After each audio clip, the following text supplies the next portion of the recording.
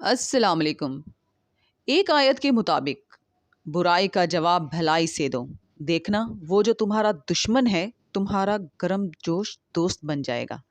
इस आयत में अल्लाह ताला ने दुश्मनी से बचने और दुश्मन को दोस्त बनाने का तरीका हमें बताया है।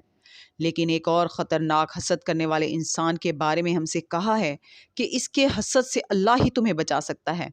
उससे अगर अच्छा सलूक करेंगे तो वो और ज़्यादा हसद करेगा। इससे बचने के लिए हमें सूरतुल फलक पढ़ने का हुक्म दिया गया है। अल्लाह हमें हसद जैसी बुराई से और हसद करने वालों के शर से महफूज रखे। आमीन। आज का सबक शुरू करते हैं। पनाह मांगती हूँ अल्लाह की शैतान मरदूद से। शुरू अल्लाह का नाम लेकर जो बड़ा मेहरबान निहायत रहम वाला है।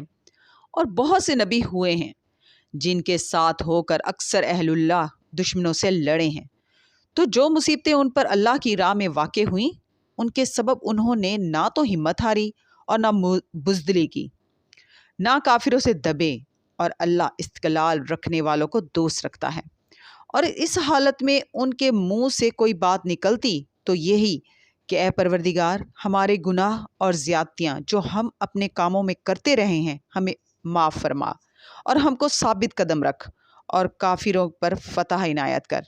तो अल्लाह ने उनको दुनिया में भी बदला दिया और आखिरत में भी बहुत अच्छा बदला देगा। और अल्लाह नेककारों को दोस्त रखता है।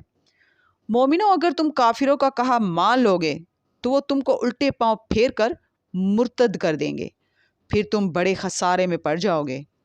ये तुम्हारे मददगार नहीं हैं बल्कि अल्लाह तुम्हारा मददगार है और वो सबसे बेहतर मददगार है। सदक़ल्लाहुल अज़ीम। कल इंशाल्लाह फिर मिलेंगे। अल्लाह हाफ़िज़।